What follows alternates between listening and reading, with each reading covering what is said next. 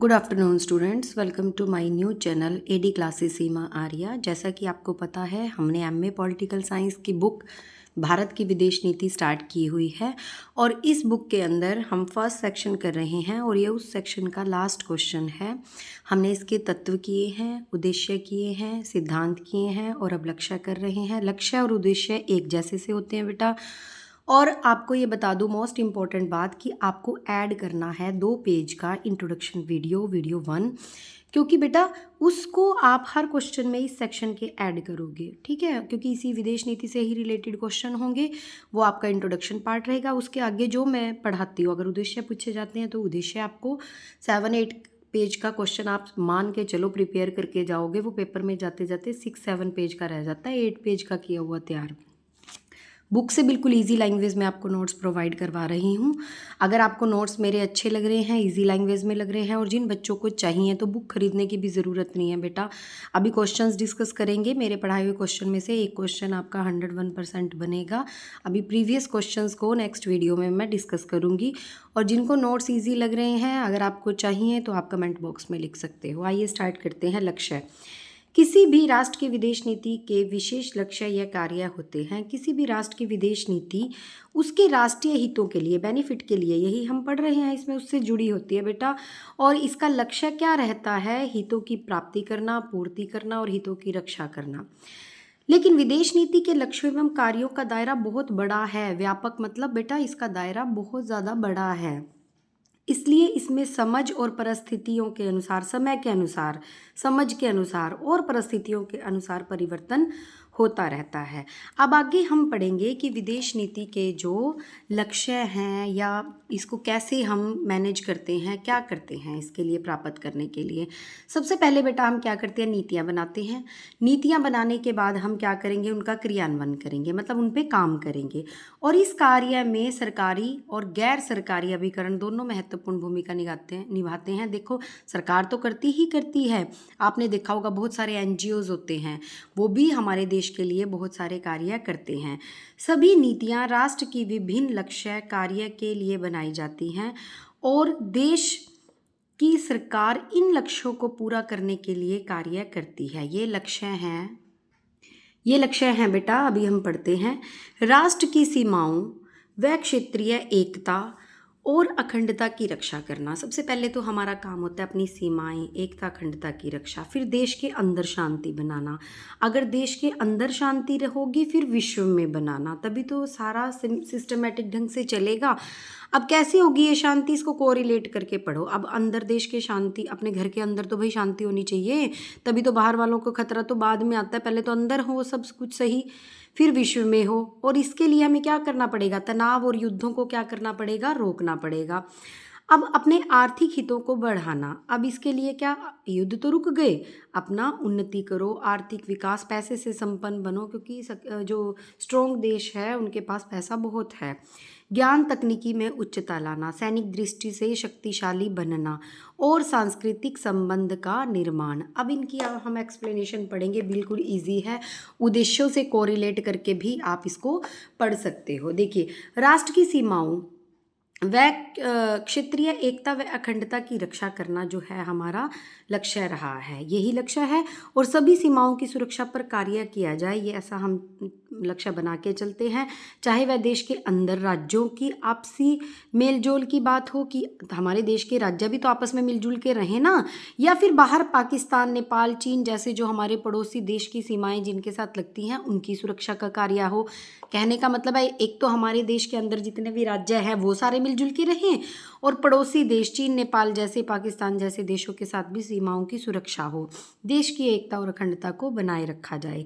और उसके बाद क्या आता है बेटा? देश के अंदर शांति बनाना। अब कैसे बनाई जाएगी? नहीं तो दंगे भड़क जाएंगे अगर शांति नहीं होगी। इसी बारे में हम यहाँ पे बताएंगे। भारत ऐसी नीतियों का निर्माण करने या लक्ष्य रखता है देश के अंदर शांति बनी रहे। कैसे बनेगी? हिंसा न हो और भड़के ही ना, दंगे ना भड़क जाएं, इस चीज़ का ध्यान रखा जाए। किसी का शोषण न हो, क्योंकि देश की आंतरिक शांति अगर भंग हो गई, दंगे हो गए, तो देश क्या हो जाएगा? कमज़ोर स्थिति में हो जाएगा बेटा। उसके बाद हम पढ़ते हैं हमारा थर्ड पॉइंट, विश्व में शांति सुरक्षा की स्थापना। अब भारत जो है कि विदेश नीति का लक्ष्य क्या है। संयुक्त राष्ट्र संघ की सबसे बड़ी संस्था क्या है, यूएनओ में योगदान करना, क्योंकि ये इसकी जो महासभा है या सुरक्षा परिषद है वो यही कार्य करते हैं कि विश्व में शांति बनी रहे। शांति सेना भेजकर अंतर्राष्ट्रीय मुद्दों पर अपनी भूमिका निभाई है भारत ने, और जिससे विश्व में शांति और सुरक्षा बनी रहे। अब क्या करता है भारत, पैसा और सेना दोनों भेजता है। ये मैंने उद्देश्यों में भी करवाया था आपको। तनाव व युद्धों को रोकना। अब युद्ध और तनाव को कैसे रोका जा सकता है बेटा, इसके बारे में हम पढ़ेंगे। भारत ने रक्षा सहयोग, सबसे पहले तो रक्षा सहयोग और दूसरा अंतर्राष्ट्रीय रणनीतियों से, दो चीज़ों से भारत ने क्या किया, सुरक्षा को मजबूत करने का लक्ष्य निर्धारित किया। अब इसके लिए भारत ने क्या किया बेटा, सार्क और बिम्स्टेक जैसी संस्थाओं की संधियां की हैं। अब ये जो दोनों हैं, इनमें से ये तो आपके सिलेबस में है सार्क, और उसी जैसी है बिम्स्टेक। ये सेक्शन 4 है बेटा, आपका यूनिट 4 में आएगा ये क्वेश्चन, हम करेंगे आगे। इन संस्थाओं में क्या है, बहुत सारे देश क्या करते हैं, मिलजुल के आपस में संधियां कर लेते हैं कि आपदा में हम सहायता करेंगे और व्यापार में एक दूसरे का आयात निर्यात बढ़ाएंगे। बहुत सारी चीज़ों को लेके, सौर ऊर्जा को लेके संधियां करते हैं। और भारत क्या करता है, दूतावासों और दूतों के माध्यम से दूसरे देशों से संपर्क करता है बेटा, और अपने जो है आर्थिक और हितों को बढ़ाने के लिए भारत क्या करता है, अब उसके बारे में हम पढ़ेंगे। देखिए, भारत का लक्ष्य है कि किस प्रकार अपने आर्थिक हितों को बढ़ाया जा सके। भारत अंतर्राष्ट्रीय संगठनों, कौन से संगठन, WTO, IMF और वर्ल्ड बैंक। अगर आपको वर्ल्ड बैंक भी याद रहता है ये भी सफिशिएंट है कि वर्ल्ड बैंक आदि में सक्रिय रहा है, और इसने क्या किया, विदेशी निवेश, बाहर की पूंजी, उनके साथ व्यापार और तकनीकी सहयोग से भारत ने प्रगति की है बेटा। इस तरह से उसने आर्थिक विकास किया है। आगे बेटा अब हम पढ़ेंगे 6th हमारा जो पार्ट है, ज्ञान तकनीकी में उच्चता लाना। अब कैसे भारत ज्ञान और तकनीकी में उच्चता लाएगा। निम्नलिखित विषयों पर ज्ञान का विकास भारत ने किया है। IIT, IIM या बड़े विश्वविद्यालयों में विदेशी सहयोग से रिसर्च की है। अब रिसर्च करने से क्या होता है बेटा, नए ज्ञान की खोज होती है, नई बातों का पता चलता है, हमारे ज्ञान का विकास होता है। अब आपने देखा होगा, इस पे तो मूवी भी बन चुकी है, मंगलयान और चंद्रयान जैसे सफल मिशन भारत ने किए।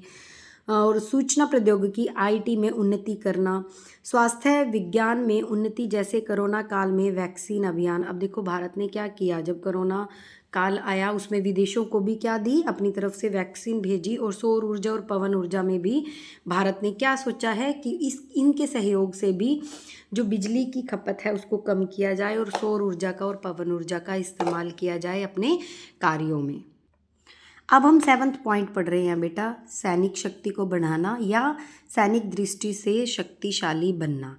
अब भारत जो है कि विदेश नीति का लक्ष्य सैनिक दृष्टि से शक्तिशाली बनना है, इसलिए इसमें आपको 2-3 चीज़ बातों का ध्यान रखना है बेटा। देखो, इसलिए भारत ने रक्षा समझौते किए। अब कौन कौन से देशों के साथ रक्षा समझौते भारत ने किए हैं, अमेरिका, रूस, फ्रांस, इजराइल जैसे देशों से आधुनिक हथियार मंगाए, लड़ाकू विमान, पनडुब्बी और मिसाइलें ली गई हैं, ये भारत ने ली हैं बेटा।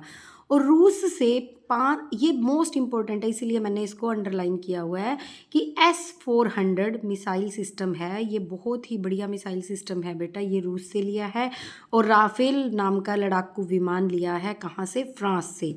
ये 4-5 पॉइंट आप सैनिक दृष्टि से शक्तिशाली बनाने के लिए इम्पोर्टेंट है, आप इसको याद रखोगे। अगर आप उद्देश्य वाले क्वेश्चन में भी इसको डालना चाहते हो तो आप डाल सकते हो। और भारतीय सेना को आधुनिक युद्ध तकनीकी सीखने का भी भारत ने मौका दिया है।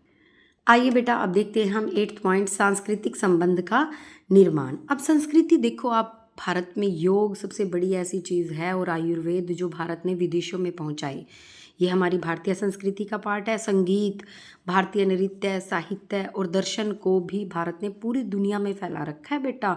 और योग आयुर्वेद के साथ साथ विश्व ने एक नारा दिया हमारे पुराणों में, वेदों में जो है, विश्व दैव कुटुंबकम, संपूर्ण विश्व एक परिवार के समान है। इस विचारधारा से भी अंतर्राष्ट्रीय भाईचारे को बढ़ाया है, भारत ने अपना नाम कमाया है बेटा दूसरे देशों में। विदेशों में बसे भारतीयों को अपने जड़ों और संस्कृति से जोड़े रखना। अब देखो, जब सबसे पहले विवेकानंद जी ने फॉरेन में अपना लेक्चर दिया था ना बेटा, तो जब उन्होंने वर्ड यूज़ किया था ना उनको, भाइयों और बहनों, तो सारा जो हॉल था ना वो तालियों से गूंज गया था, क्योंकि उनमें इतना भाव ही नहीं था कि अपने सगे भाई बहन के अलावा किसी और को भी भाई कहा जा सकता है। ये भारत ने विवेकानंद से भी पहले के टाइम से ही भारत ने अपनी संस्कृति को बड़े अच्छे से दूसरे देशों में बताया है, फैलाया है। अब निष्कर्ष देखो, जितना भी आप पीछे पढ़ के आए हो, जो भी पॉइंट पढ़ के आए हो, वो आप निष्कर्ष रूप में लिख सकते हो।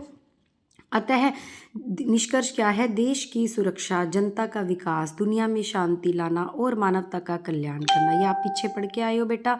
अपने राष्ट्रीय हितों की रक्षा करते हुए वसुधैव कुटुंबकम यानी पूरी दुनिया एक परिवार के समान है। भारत ने हमेशा शांति, सहयोग और विकास को प्राथमिकता देने का लक्ष्य रखा है। भारत ने क्या क्या किया है बेटा इसके अंदर? शांति, मानवता, जनता की सुरक्षा, विकास, वसुधैव कुटुंबकम, सारी धरती एक परिवार है, शांति, सहयोग, विकास, ये जितनी भी बातें आप पढ़ के आए हो सारे निष्कर्ष में आप लिख सकते हो। एमए के स्टूडेंट हो बेटा, आपको क्वेश्चन के अकॉर्डिंग अपनी बातों को मोल्ड करना थोड़ा बहुत आना भी चाहिए। और ये बड़े इजी लैंग्वेज में नोट्स हैं। अगर आपको चाहिए बेटा ये नोट्स तो आप कमेंट बॉक्स में लिखें। और आप अगर कमेंट करेंगे, लाइक करेंगे, सब्सक्राइब करेंगे तो मुझे मोटिवेशन मिलेगा बेटा कि मैं और बुक्स भी अच्छे से इजी लैंग्वेज में बनाऊं। बहुत मेहनत लगती है, अदरवाइज़ आप बुक में पढ़ोगे तो देखना आपको बहुत मुश्किल लगेगा। और इस तरह से क्वेश्चन को अटैम्प्ट करोगे, फर्स्ट वीडियो इसमें ऐड करके इंट्रोडक्शन, और बाद में आपने इस क्वेश्चन को ऐड करना है। आपका 8 पेज का इतना बढ़िया क्वेश्चन बनेगा, बहुत ही अच्छे नंबर आएंगे आपके। और अगर आपको वीडियो आपको अच्छी लगी है तो प्लीज़ लाइक एंड सब्सक्राइब करें। Thank you so much.